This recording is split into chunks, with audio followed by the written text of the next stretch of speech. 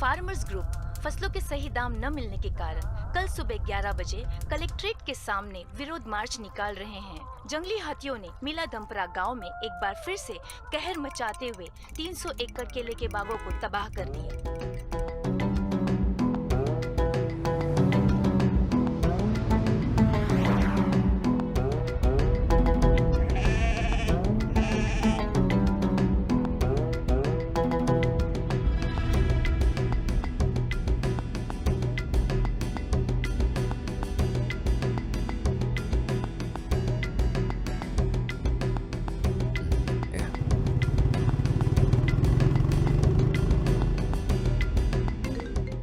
अरे कार्तिक, वॉल्यूम कम कर यार, सार्थ का कॉल आ रहा है। हेलो, तुम लोग कहाँ पहुँचे? जो तुमने दुकान बताई थी जस्ट उसको अभी क्रॉस किया। अच्छा ठीक है आगे आते रहो, तुम्हें वहाँ पर एक पुलिया दिखाई देगी। पुलिया? हाँ, वहाँ पर मेरे अंकल तुम्हारा वेट कर रहे हैं। और उनका नाम बोल क्या है? कुंजप्पन। हाँ ठीक है, हम उनको वहाँ से पिक कर लेंगे। ओके भाई, ठीक है।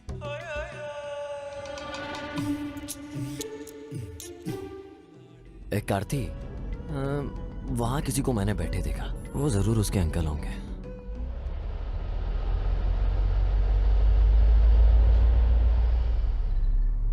आपका नाम कुंजापन है? हाँ, तुम शरद के दोस्त हो ना? हाँ, सही कहा। उसने अभी मुझे कॉल किया था। हाँ, आइए हमारे साथ। हाँ, क्यों नहीं। तू पीछे वाली सीट पे बैठ जा। तुम किधर जा रहे हो? हाँ, बैठिए। बिल्कुल सर्कस की तरह गुलाटी मारी। ये तो एकदम जबरदस्त था। एक बार घर पहुंच जाए फिर एक दूसरे को जान लेंगे। आप लेंगे? वैसे तो मैं कभी नहीं पीता हूँ, पर अगर मैं मना करूंगा तो तुम्हें बुरा लग जाएगा। हाँ, सही बोला। कुंजापन भाई। Yes dear. यहाँ से और कितनी दूर जाना है? बस थोड़ी सी और दूर, फिर हम पहुंच जाएंगे। तब तक इसे कटक लेता हूँ।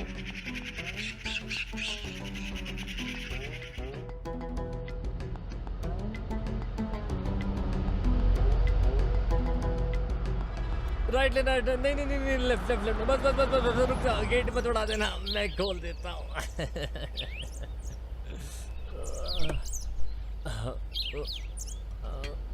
अरे खुल जा।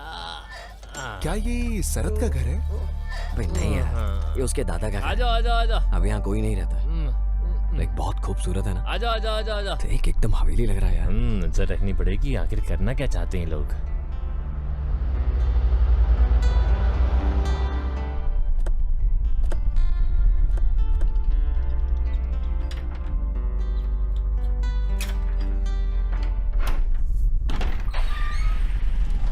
शरद। अल्लू, इतने टाइम बाद मिल रहा है यार तू। भाई मैं अभी तुम्हारे साथ नहीं आ सकता हूँ, बहुत सारे अरेंजमेंट करने हैं। तुझे तो पता है शादी की तैयारी कैसी होती है। हाँ, कोई नहीं यार, समझता हूँ। तब तक मैं तुझे अपने दोस्तों से मिलाता हूँ। ये सिया, हाय। ये कार्ती और ये उसका भाई किरण। हाय। और ये है मेरा जिगर शरद। तुमने तो बोला था कि 6 दोस्त आ रहे हैं। उनमें से कुछ को टाइम पे छुट्टी नहीं मिल सकी। कोई बात नहीं। ये लो तुम्हारा स्पेशल आइटम, बिल्कुल कड़क। भाई सिर्फ एक? चिंता मत करो, बाकी बैग में है। ठीक है, चलेगा। अच्छा सुनो, खाना और चखना भी बैग में रखा है। कल 10:30 बजे मंदिर में शादी है, इसलिए मैं रात में आने की कोशिश करूंगा। ओके, मुझे पता है कि तुम बिजी हो। हाँ, मिलते हैं। बाय। बाय।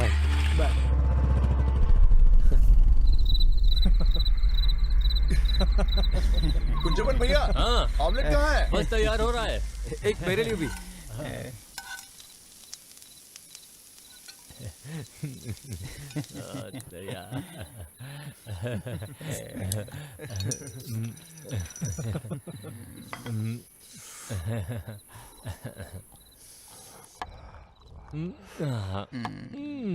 इधर पास करना यार। वैसे तो मैं नहीं पीता हूँ, लेकिन मेरी बीवी को इसकी खुशबू पसंद नहीं है। जब आपका शराब पीने का मन होता है तो क्या करते हैं? मैं क्या करता हूँ, मस्त एक गिलास ठंडा पानी पी लेता हूँ और काम बन जाता है मेरा। ऐसे इसीलिए कि आप कंजूस हो या फिर सच में अपनी पत्नी से डरते हो? मैं क्या बोलूँ तो दूसरी वाली बात सच बोली है। तुम ड्रिंक और स्मोक नहीं करते हो? नहीं नहीं, वो ऐसी कोई भी चीज इस्तेमाल नहीं करेगा जो उसकी बॉडी के लिए नुकसानदायक हो। ये फ्यूचर का मिस्टर केरला है। मैंने कुछ मेडल भी जीते हैं। ओह सच में?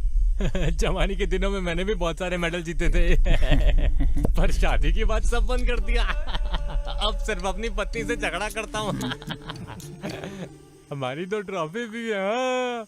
एक 16 की, दूसरी 18 की।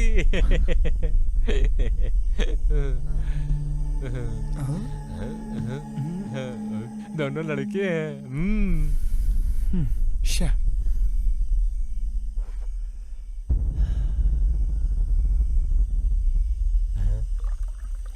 आहिला, ये क्या चीज है? कॉकटेल। ओह, इसको पीने से सर दर्द नहीं होता। तो जो टंगी रहती है दुकान में वो बॉटल है ये? नहीं, वो कोको कोला होती है, ये कॉकटेल है। हाँ, वही तो मैं सोच रहा था। हाँ, हाँ, सही सोचा तुमने। कुंजुमन भाई, यहाँ पे बहुत ठंड है। क्या कंबल मिल सकते हैं ठंड दूर करने के लिए? मैं आपका इशारा समझ गया हूँ। बाहर आसपास में कुछ ब्लैंकेट्स हैं। वो तो ओल्ड हो गई है, कोई फ्रेश मिलेगी क्या? उसका तो कोई चांस नहीं है। तुम इसको नहीं जानते। ऐसा कोई ब्लैंकेट नहीं है जो इसकी पहुंच के बाहर हो।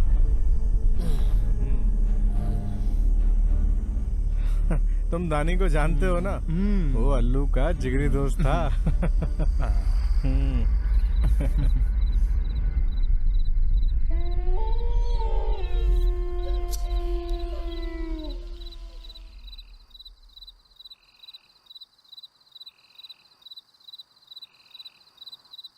ए सिया, चल बाहर घूमने चलते हैं यार। हाँ, चलो चलते हैं।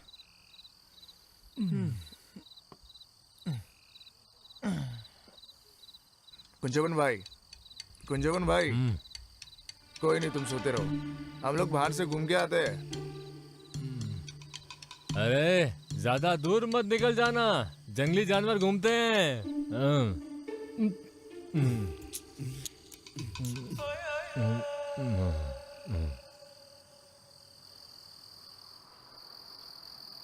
हे, चल।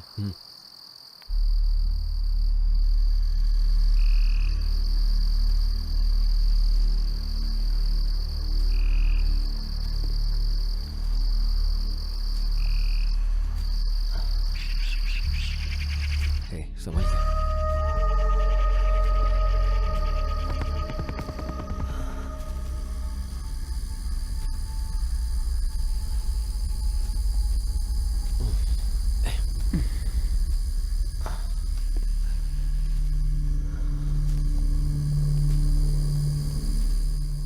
जंगली जानवर, शेर, चीता, हाथी, यहाँ तो एक बिल्ली भी नहीं है। अंकल कुछ ज्यादा ही नौटंकी कर रहे थे। मुझे भी यही लगा था।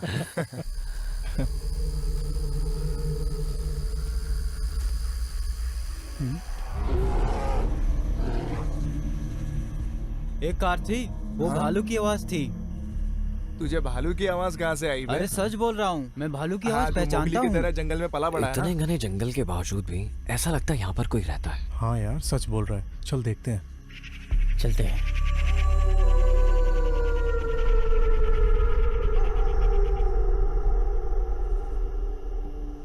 कौन है उधर? क्या तुम लोग शरद के दोस्त हो? हाँ अंकल। हाँ हाँ, शरद ने मुझे बताया था। आओ अंदर आओ। लीला, यहाँ आओ। देखो कुछ मेहमान आए हैं। अंदर आओ, आओ। जल्दी आओ, जल्दी आओ। इधर बैठो, इधर इधर। माफ करना, मैंने आप लोगों को पहचाना नहीं। ओ, कैसे पहचानोगी? तुम इन्हें पहली बार देख रही हो। ये शरद के दोस्त हैं। अच्छा हाँ, शरद ने बताया था। आप लोग बैठो, मैं चाय लेके आती हूँ। नहीं नहीं, थैंक यू आंटी, आप रहने दीजिए। दादी कौन है वहाँ? अरे इधर आओ बेटी। ये मेरे बेटे की बेटी है पवित्रा। ये लोग शरद के दोस्त हैं। हाय। हाय। हाय। हाय। शरद ने कहा था आप 6 लोग आओगे। वो कुछ लोगों को छुट्टी नहीं मिली ऑफिस से। ये पकड़ो बेटा।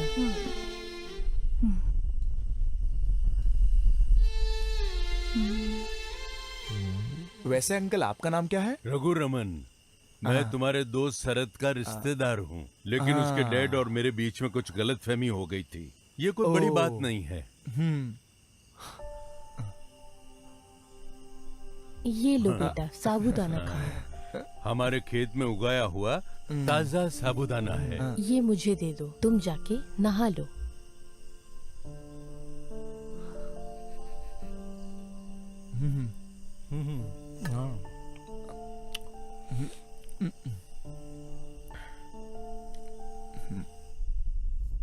क्या हमें यहाँ जंगली हाथी दिख सकते हैं? ओ, तो तुम यहाँ हाथी ढूंढने आए हो?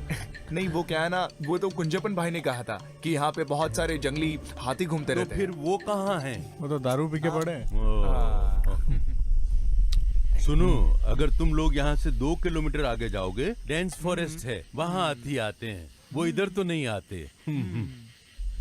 कुंजपन ने ऐसा इसलिए कहा क्योंकि वो चाहते हैं कि तुम लोग वहाँ जाओ।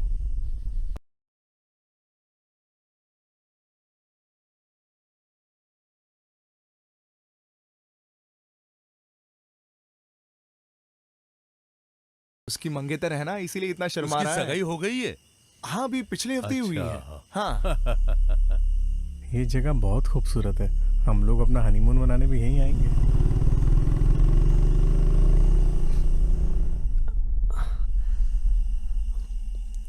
अरे यार, चार्जिंग खत्म हो। अंकल, आपके पास चार्जर मिलेगा? बेटा, चार्जर लाके देना। अरे वो नहाने गई होगी, चार्जर ड्रॉअर में है, तुम जाके ले लो।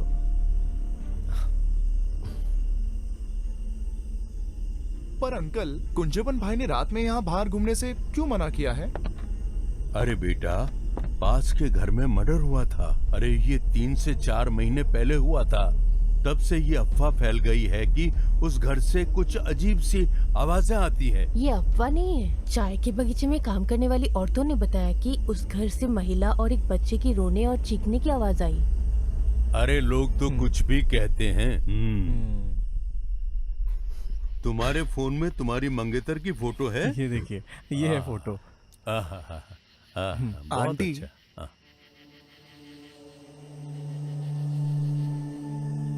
क्या हुआ बेटा? उस घर में और कौन कौन मरा था?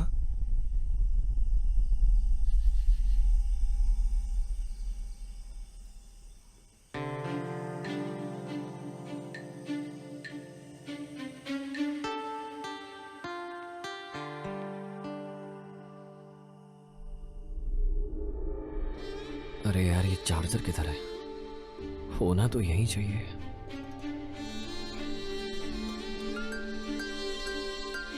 इधर। ओह, ये पड़ती है। यहाँ भी नहीं है।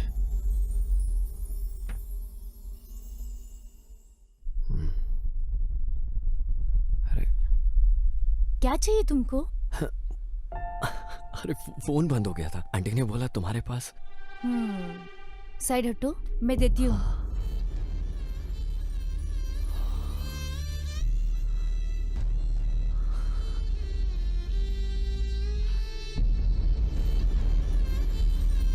छोटी पिन का है क्या? हेलो, मैंने पूछा छोटी पिन का है क्या? नहीं, बड़ा है। तुम्हारा फेस कहीं तो दिखा दिखा सा लग रहा है। याद नहीं आ रहा है, कहाँ देखा है? कहा जाता है कि एक ही शक्ल के 9 लोग होते हैं, तो उनमें से देखा होगा किसी को। वैसे तुम अभी तक मैरिड नहीं हो ना? हे, अभी मेरी उम्र कहाँ है शादी की? पर तुम्हारी हरकतें तो कुछ और ही कह रही हैं। वैसे अभी तक कोई मिली नहीं है, तलाश जारी है ना? अभी तक नहीं मिली? नहीं, पर ऐसा लग रहा है कि शायद वो मिल गई है मुझे। आलू, हाँ, बहुत टाइम हो गया है, आजा। आ रहा हूँ।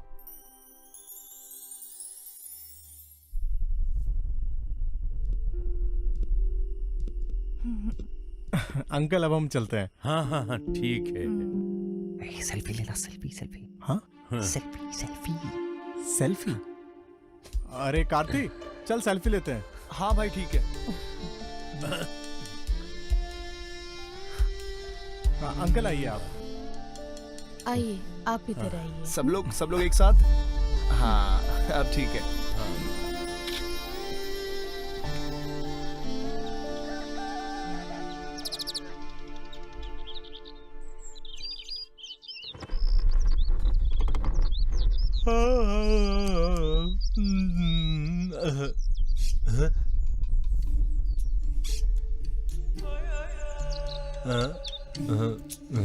क्या सुबह सुबह।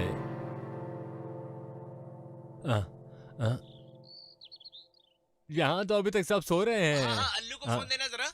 हाँ अभी देता हूँ, अभी देता हूँ, रुको रुको रुको, हाँ अभी देता हूँ। अल्लू, ए अल्लू उठ, शरद का कॉल आया है, ले बात कर। शरद का कॉल। शरद। हाँ Sharad, good morning. Good morning, good morning. अच्छे से सोया ना रात को? हाँ भाई बोल यार। हमें 9:30 बजे तक यहाँ पर पहुँचना है। तुम लोग भी जल्दी से तैयार हो जाओ, ब्रेकफास्ट यहाँ पर रेडी है, समझे? अयो अयो। Good morning. मैं कब से तुझे कॉल करने का ट्राई कर रहा था, तूने अपने फोन साइलेंट पे रखा है क्या? वो साइलेंट पे है। हम पहुंच जाएंगे ओके ब्रो। टाइम पे।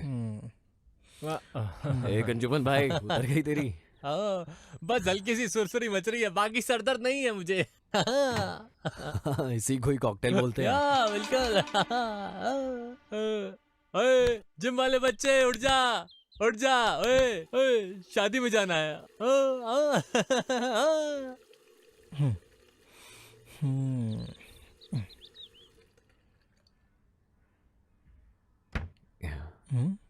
अब तू किधर जा रहा है? यार वो कल रात फोन उनके घर भूल गया था मैं अपना। अच्छा, अकेले अकेले उससे मिलने जा रहा है? जा जा, भगवान ही बचाए तुझे उससे। ए तुम लोग तैयार हो जाना, मैं जल्दी आता हूँ।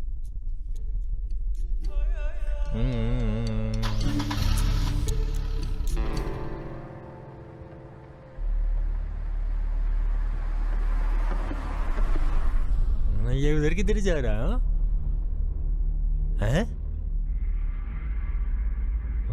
निपटो।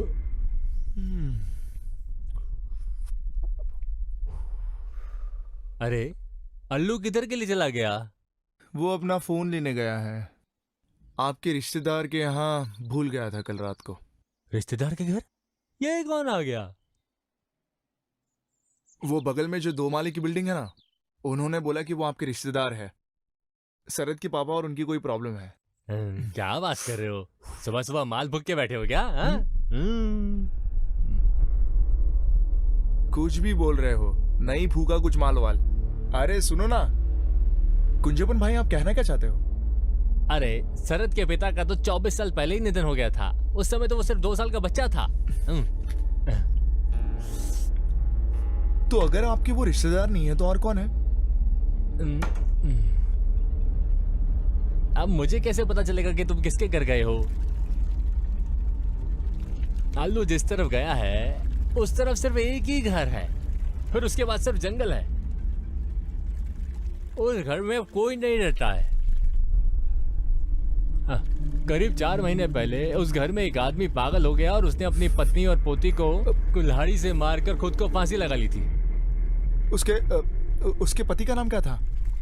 क्या? उसके आदमी का नाम क्या था? रघुरमन। वैसे आपका नाम क्या है अंकल? रघुरमन। उस घर में और कौन कौन मरा था? वो सिर्फ मरे नहीं थे, उनका खून किया गया था।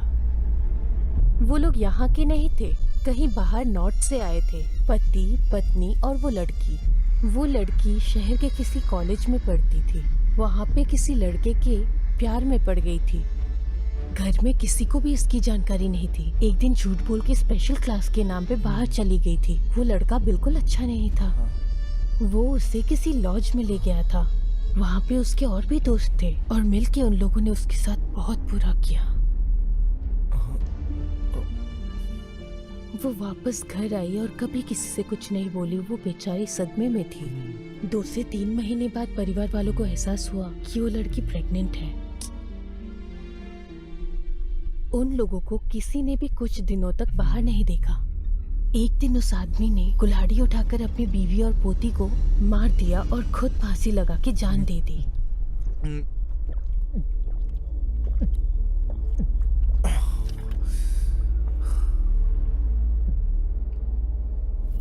अरे तुझे वो दानी याद है ना? वो अल्लू का जिगरी दोस्त था। जहां तक मुझे पता है इन्होंने ऐसे ऐसे कांड किए हैं कि हम सोच भी नहीं सकते। अगर दानी को कोई पसंद आ जाए तो वो उसे अपने प्यार में फंसा लेता है। और वो उस काम में बड़ा एक्सपर्ट था और वो काफी हैंडसम भी था। अल्लू के साथ लड़की शेयर भी करता था। अरे वो अब कहाँ है?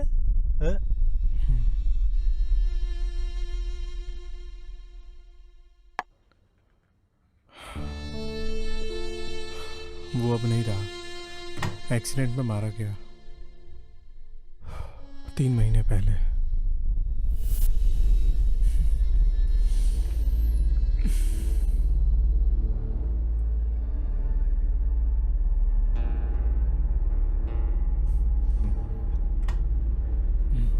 एक आरती जाके नहा ले।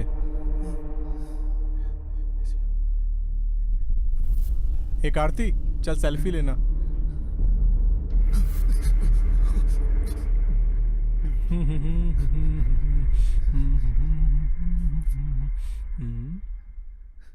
ये सियान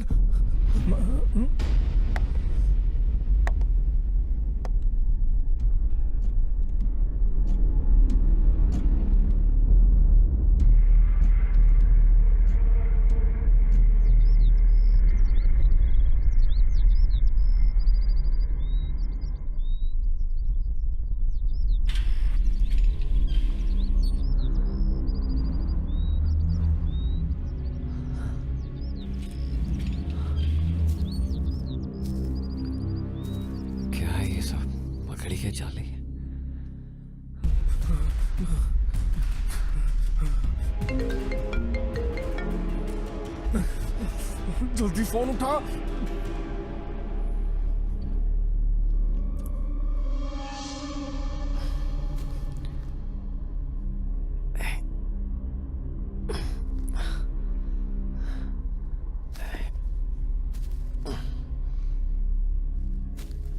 अंकल क्या है यार ये सब?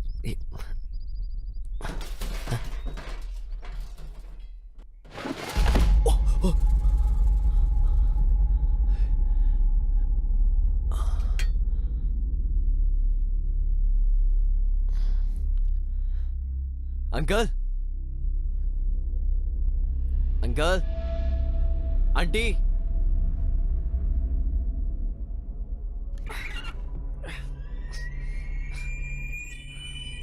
अंकल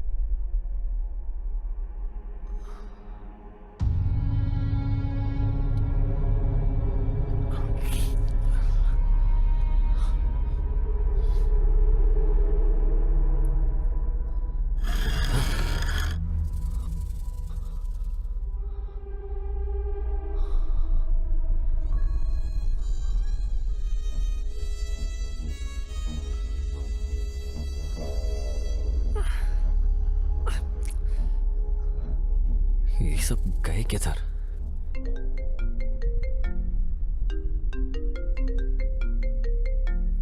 ओह शिट, चार्जर किधर गया?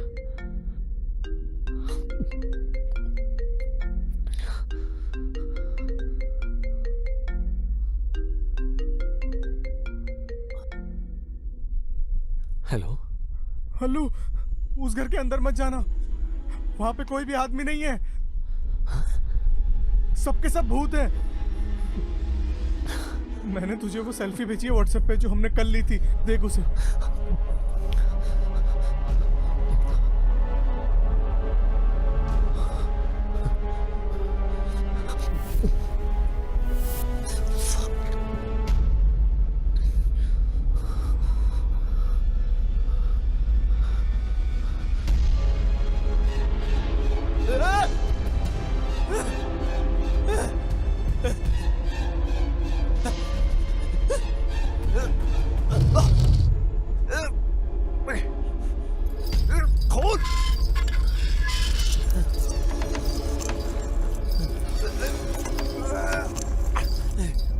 खोलो।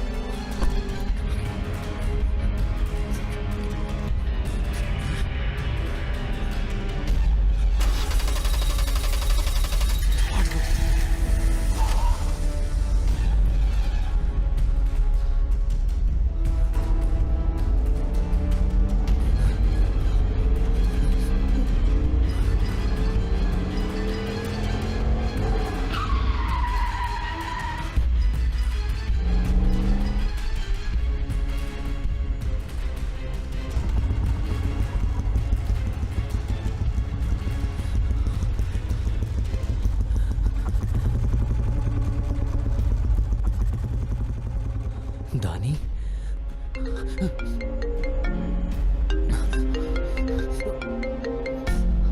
हेलो,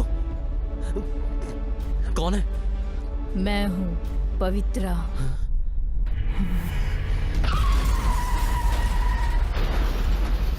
अपने दोस्त की शादी में जा रहे नौजवान की खाई में गिरने से हुई मौत। हादसे की शिकार हुए शख्स 26 वर्षीय एलन जोसेफ थे। सूत्रों के हवाले से मिले जानकारी के अनुसार मृतक गाड़ी चलाते समय फोन का उपयोग कर रहे थे और घना कोहरा होने के कारण ये हादसा हो गया।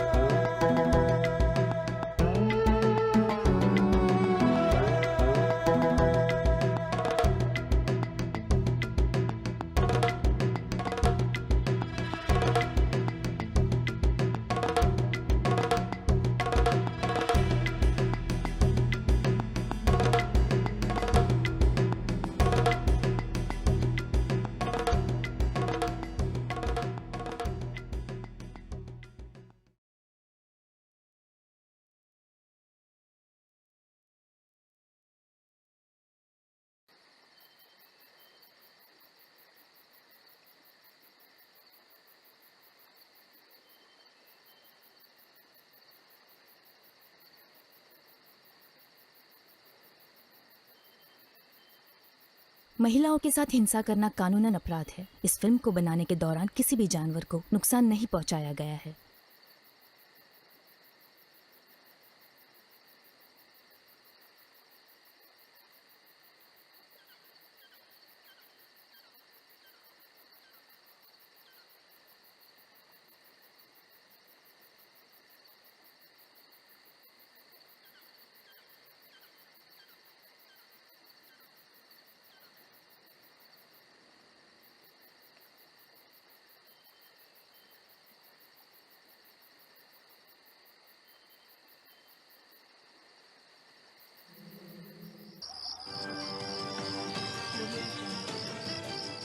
नमस्ते। आज सभी देखने वाले दर्शकों का हमारे शो सच या छलावे में स्वागत है। उड़ियन और उड़ी विद्या। आज हम इस विषय पर बात करेंगे कि उड़ी विद्या क्या है। भेष बदलकर अपने दुश्मनों को मारना। अरे नहीं दादी माँ, क्या आप ओडियन के बारे में जानती हो?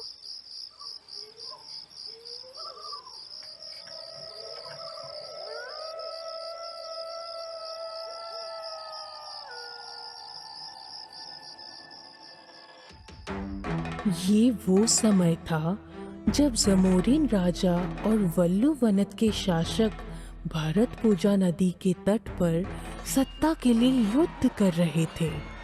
युद्ध जीतने के बाद जमोरिन राजा ने वल्लू वनत के शासकों के सारी जमीन पर कब्जा कर लिया। उसने इन जमीनों को अपने करीबी साथियों में बांट दिया और उनको वहां का पूरा अधिकार दे दिया। वरमंगलम के मधुसूदन नायर को नेत्रीमंगलम का राजा घोषित किया गया था। वो नेत्रीमंगलम प्रांत से संबंधित वल्लू वनत शासकों के प्रति सहानुभूति रखने वालों से सख्त नफरत करता था। उसने उनके करों को दुगना कर दिया, उनकी औरतों पे बहुत अत्याचार किया और उनके साथ दुर्व्यवहार किया। उस समय के दौरान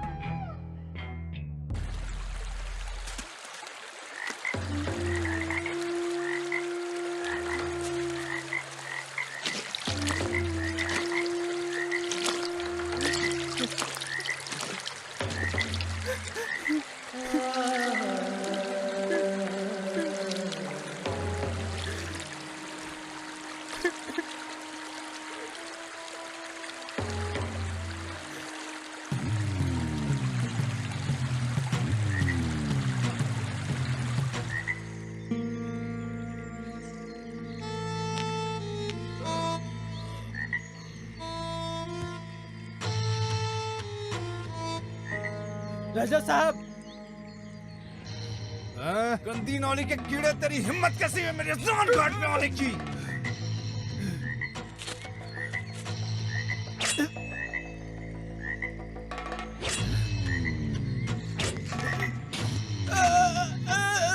अरे वासु, रामा, जल्दी आओ यहाँ। जाने दो मुझे। उठा के फेंक दो इसे।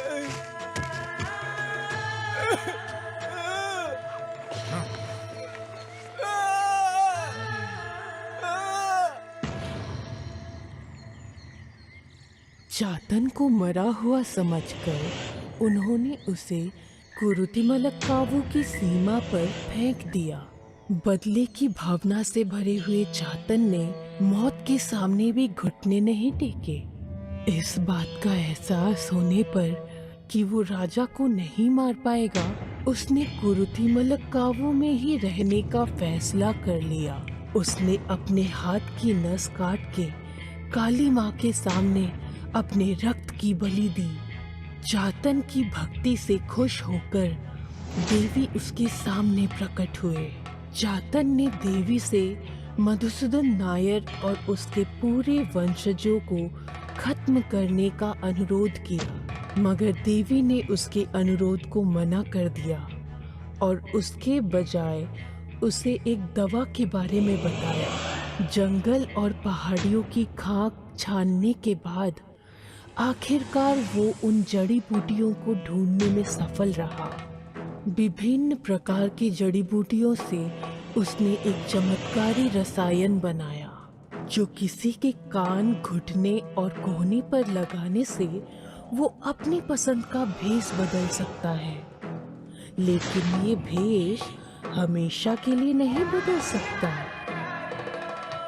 दवा तैयार करने के बाद चातन ने कुछ मंत्रों का पाठ किया जो कि परंपरा का हिस्सा है, और फिर वो मधुसूदन को मारने के लिए चल दिया। अपने मकसद को पूरा करने के बाद लौटते समय भारी बारिश की वजह से चातन का असली पहचान सामने आ गई। चातन को गांव के लोग पकड़कर वहां के एक जादूगर चेम्बरा एडुताचन के सामने ले आए। उन्होंने उसे देवी माँ के नाम पर वचन मांगा कि वो कभी भी इस तरह के जादू का इस्तेमाल नहीं करेगा। हालांकि चातन का बदला सिर्फ मधुसूदन के मरने से पूरा नहीं हुआ, वो उसके पूरे वंश का नाश करना चाहता था। उसने एक बार फिर देवी माँ के सामने उनको खुश करने की प्रक्रिया की, परंतु वो ऐसा नहीं कर पाया। इस बात की जानकारी मिलते ही वहाँ के राजा वरमंगलम उस जगह के लिए रवाना हुए। चातन ने अपने बेटे इन्नी को बुलाया और उसको ओडी विद्या के बारे में सारी जानकारी दे दी, और साथ ही बेटे से वरमंगलम की पूरे वंश को समाप्त करने की मांग की। अपने पिता मधुसूदन की मृत्यु के बारे में सुनकर उसके पुत्र चंद्रशेखर और सुभद्रा अपनी सेना के साथ मिलकर चातन को जिंदा पीपल के पेड़ के नीचे गाड़ दिया। इन्नी ये सब दूर से देख रहा था। उसकी आंखों से एक बूंद भी आंसू नहीं निकला, और उसके बाद से हर रात उस पीपल के पेड़ के पास से अजीबोगरीब आवाज सुनाई देती है। गांव के लोगों ने उस जगह का नाम नीलविल्ली कुन्नू रख दिया।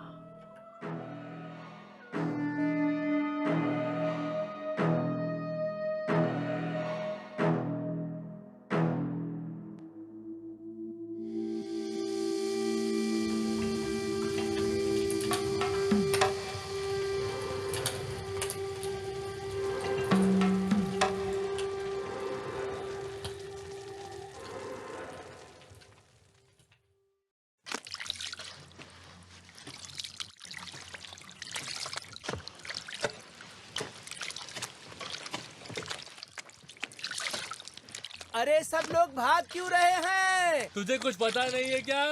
केलाल दसन की बेटी की लाश पानी में बह रही है। हमारे दसन की बेटी? हाँ। अरे देवा, ये क्या हो गया?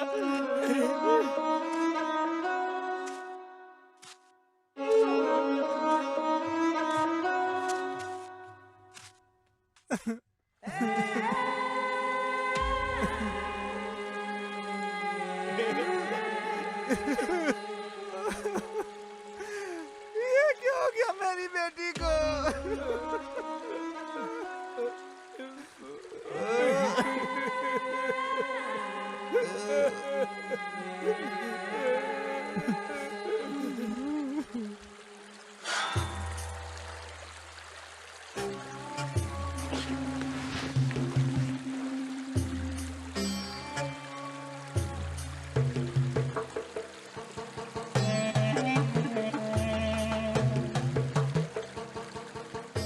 राजा साहब आ रहे हैं, चलो साइड हट राजा जाओ। साहब देखो ना क्या हो गया मेरी बेटी को, ये कैसे पड़ी हुई है। दास दुखी मत हो, सब किस्मत का खेल है।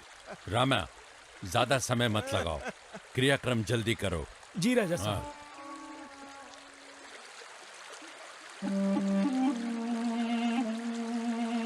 उठ जा मेरी बच्ची, उठ जा।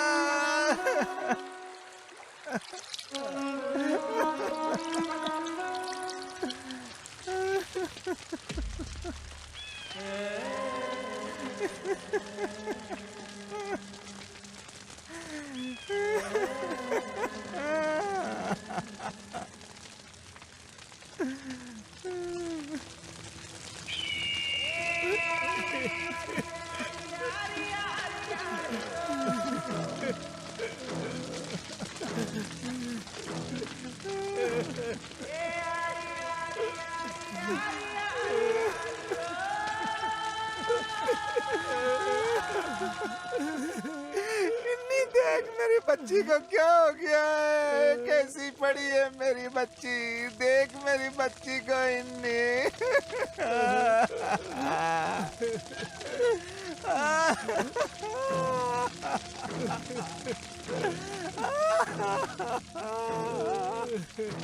इन्नी देख क्या हो गया मेरी बच्ची को, कैसे पड़ी है, देख इन्नी, देख। अब मैं क्या करूं? उसने अपने हाथ में पकड़ा हुआ था।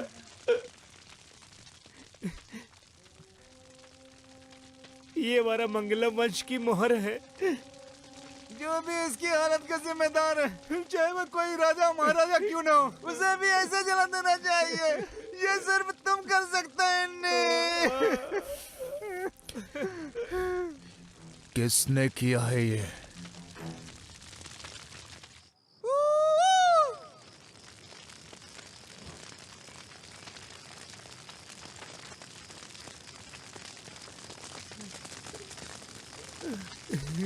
इन्नी, हमारी बच्ची को राजा के लड़के ने मारा है। पार्थन? ये सब मुझे महारानी के नौकर चीरू ने बताया। जानते हो तुम, राजा उसे जल्द से जल्द मद्रास भेजने की कोशिश कर रहा है। वो कल सुबह सुबह निकल जाएगा, तो फिर आज रात को ही। नीलावली कुल्लू में मैंने उस जगह पे मशाल जला के रखा है जिधर तुम्हारे पिताजी को दफनाया गया था। भूलना मत वारामंगलम के राजा ने तुम्हारे पिताजी के साथ क्या किया था। उस मंजर को कैसे भूल सकता हूँ मैं। जिंदा दफन होते हुए मेरे पिता की तकलीफ का मंजर आज भी मेरे दिल में है, और ये मेरे अंदर की आग को जला कर रखता है। मद्रास जाने से पहले राजा का बेटा इलिक्कल रमानी के घर सोने के लिए जाएगा। तुझे पिता का वचन पूरा करना ही नहीं। अनाज के ढेर और लड़कियों का जश्न इन राजाओं के बच्चों के लिए नहीं होते। अब तुम लोग जा सकते हो। कल ले तेरी मंगलम में उनके बेजान शरीर का अंतिम संस्कार करने जरूर आना। जाओ।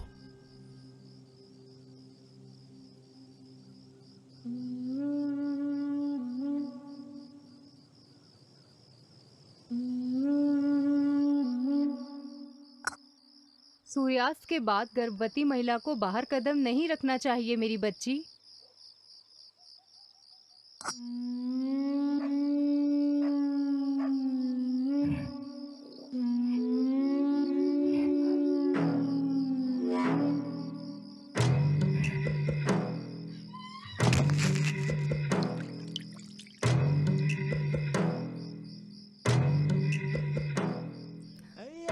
हे भगवान,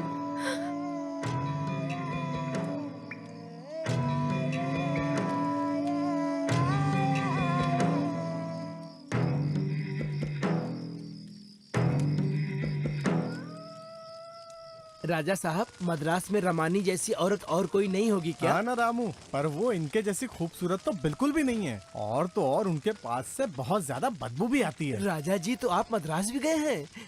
आपको कल सुबह जल्दी नहीं जाना है क्या? आज रात को क्या ये जरूरी था? रामू, ये मेरी इच्छा है, और अपनी इच्छा पूरी किए बिना मैं मद्रास चला जाऊं, ये तो सही नहीं है ना। हाँ? रामू,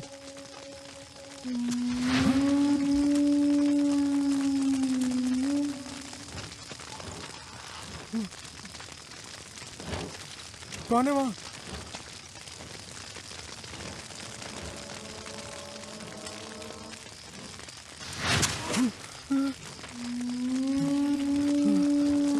कौन है वहाँ?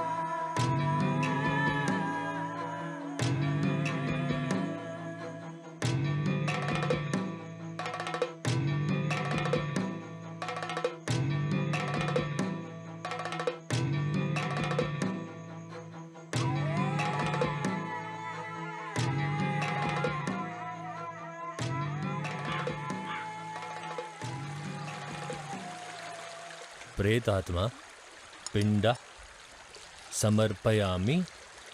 ओम तत्सत।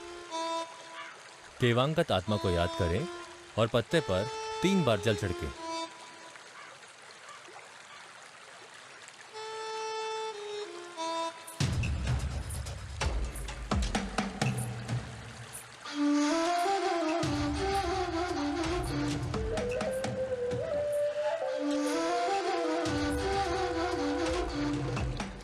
बारामंगलम के राजकुमार की कुर्बानी देने के बाद भी आप संतुष्ट नहीं हुए बड़े भैया? मुझे बहुत अच्छे से पता है कि ये किसने किया है और ये भी पता है कि ये क्यों किया गया है।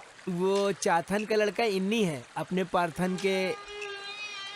आप बस हमें एक बार हुक्म दीजिए।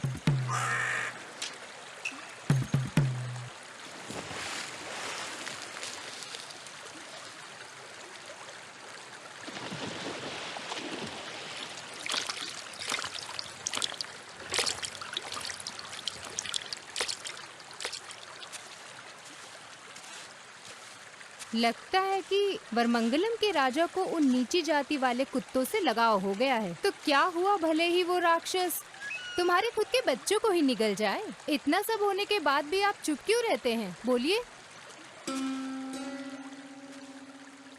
भद्रा, तुम्हारा किसी के प्रति जलना कोई नई बात नहीं है।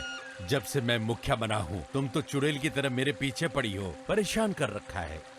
मैं नेत्रीमंगलम राज्य का राजा हूँ, मैंने उन्हें कोई नुकसान नहीं पहुँचाया है, उन्होंने भी नहीं। इस पूरे राज्य को अपने कदमों में लेने का तुम्हारा घमंड मेरे जीते जी कभी पूरा नहीं होगा। सुन लो तुम, अगर तुम या तुम्हारा कोई भी आदमी मेरे सामने आया तो मैं दिखाऊंगा कि मैं कौन हूँ।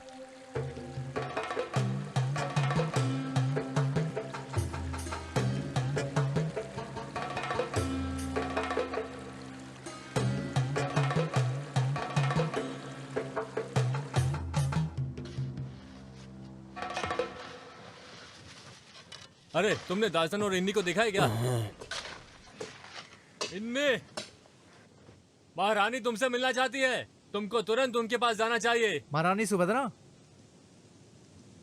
ठीक है आते हैं। वैसे वो हमसे क्यों मिलना चाहती है? उस औरत में अपने पूर्वज के सभी गुण हैं। चलो चलते हैं।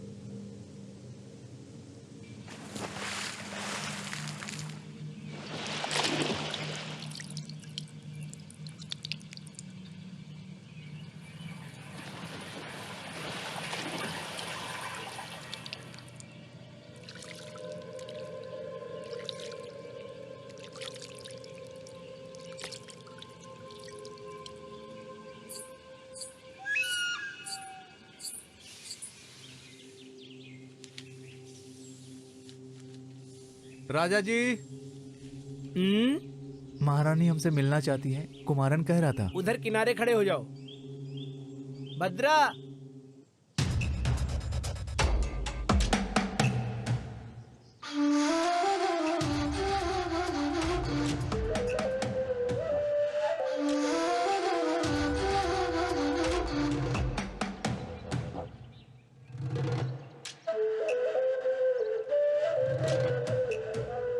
हाँ अब बस करो, खाना खा के काम करना। तुम लोग उस तरफ जाओ।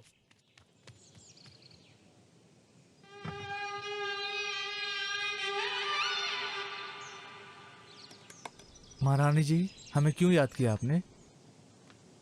आज सुबह 2 लोग खाकी वर्दी में यहाँ पर आए थे। उन्होंने बताया कि पार्थन को जानबूझकर मारा गया है। क्या तुम जानते हो इस बारे में?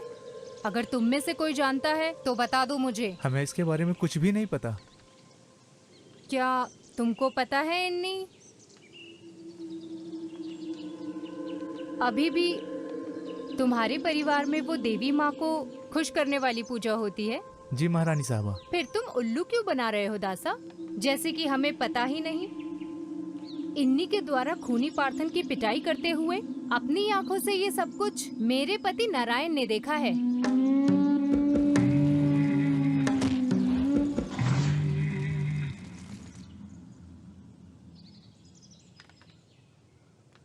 अगर मैं ये सारी जानकारी खाकी वर्दी वालों को दे दूं, तो चंदापुरा जंक्शन पर 2 लोगों की फांसी तय है। नहीं तो गांव वाले जो कि बड़े भाई को अपना देवता मानते हैं, वो सभी लोग मिलकर तुम्हें मार देंगे। तो अब बोलो दासा। मुझे ये करना था महारानी। मुझे ना ही कोई अफसोस है और ना ही कोई पछतावा। मैं हर प्रकार की सजा के लिए तैयार हूँ। इसकी कोई सजा नहीं है इन्नी, बल्कि हमारे पास तुम्हारे लिए उपहार है। वरमंगलम राज्य में मेरे बड़े भाई को, चंद्रशेखर को रास्ते से हटा दो तो वो सारा राज्य मेरे कदमों में होगा। तुम्हें एक बार फिर से उड़ी विद्या करनी होगी। नहीं महारानी, मैं राजा के प्रति इतना क्रूर नहीं हो सकता हूँ।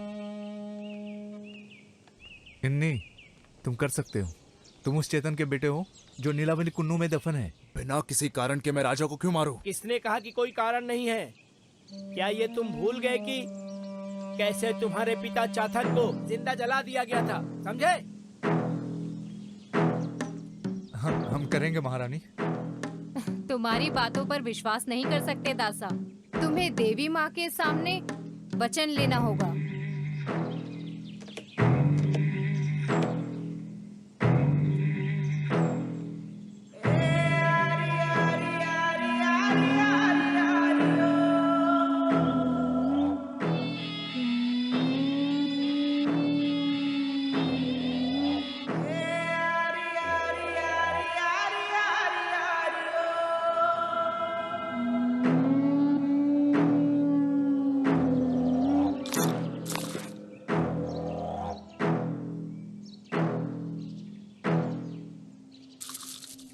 इन्नी, चंद्रशेखर पार्थन की तरह कोई साधारण आदमी नहीं है। वो कालेरी पैट्टू में निपुण है और देवी माँ का उस पर आशीर्वाद है।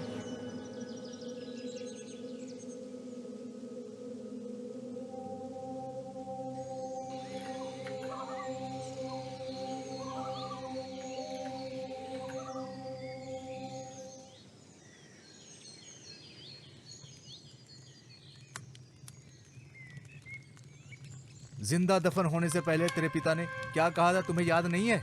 उसे मरना होगा, उसके पूरे वंश को खत्म करना होगा।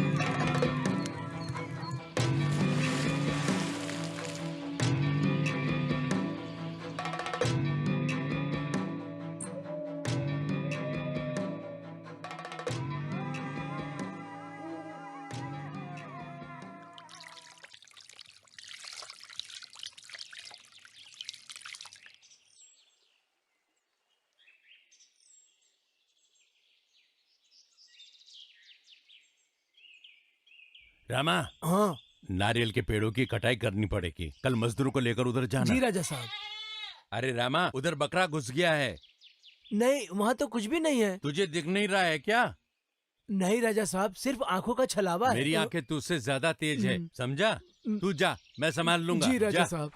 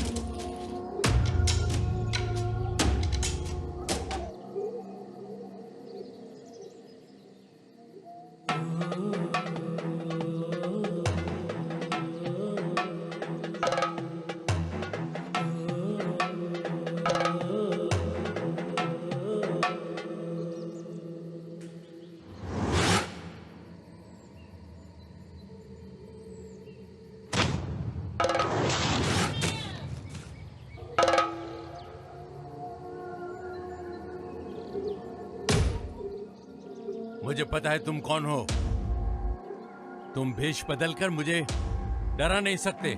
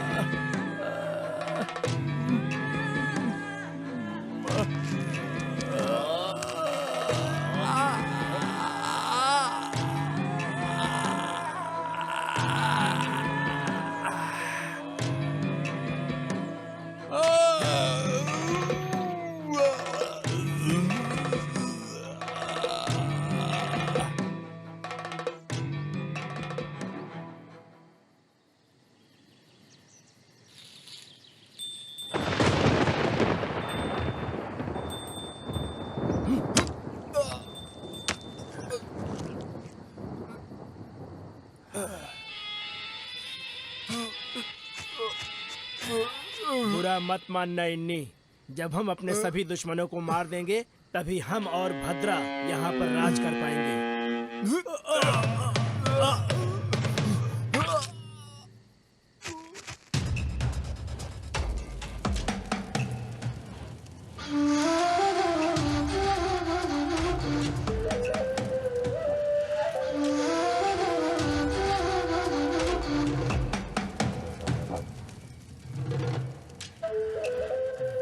क्या हुआ इन्नी? मुझे ऐसे क्यों घूर रहे हो? एक पूरा परिवार मेरे इन्हीं हाथों द्वारा मिटा दिया गया। अब किया भी क्या जा सकता है? किस्मत है। सही कहा ना नारायण? मेरी तरफ मत देखो इन्हीं। तुम्हारे पिता चातन को मेरे आदेश पर ही उन्हें जिंदा दफनाया गया था। और तेरी बहन दासन की बेटी को भी मैंने ही मरवाया था। समझे तुम? वो तो उस बेचारे पार्थन पे झूठा इल्जाम लगा दिया था। और पार्थन को मारने के लिए तुम्हें मैंने ही तो उकसाया था इन्नी।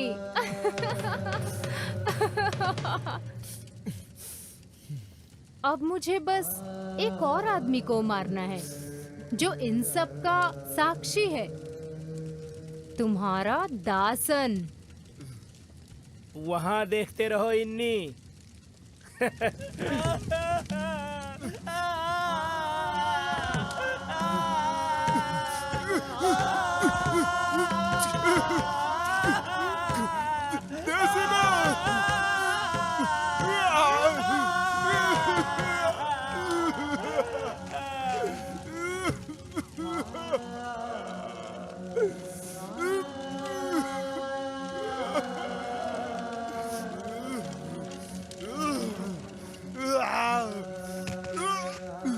इस सच को यहाँ दफनाने के लिए हमें इसे मारना होगा।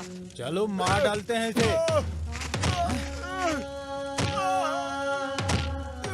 अब यहाँ मेरा राज चलेगा।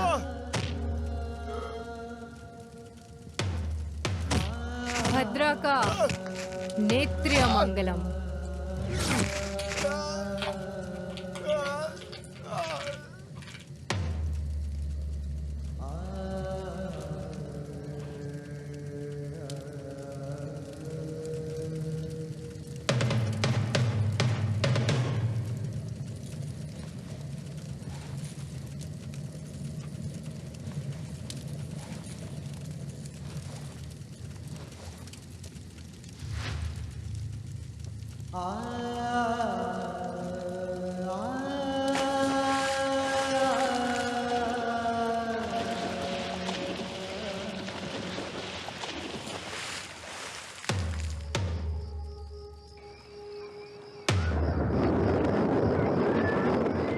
कोई बदलाव नहीं होना चाहिए। सब कुछ योजना से होगा। जी महारानी। ये नारायण किधर चला गया? तुम जाके देखो ना कुमार। और हाँ, भूलना मत, नियम के अनुसार ही सबको काम सौंपना। राजा जी, राजा जी।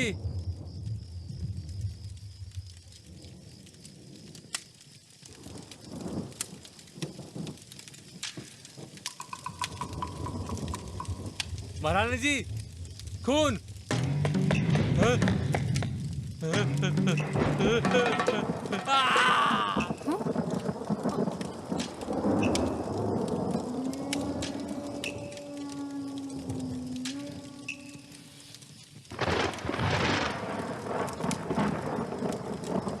कुमार, नारायण, नारायण।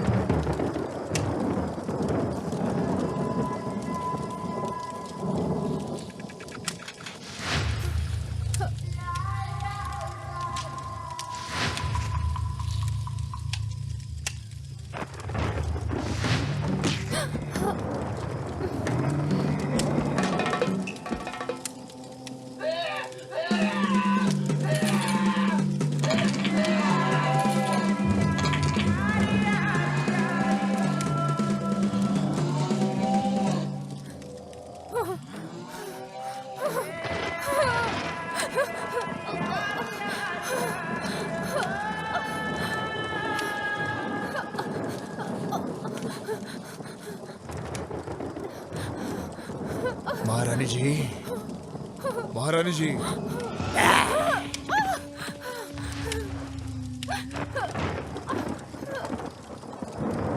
महारानी जी।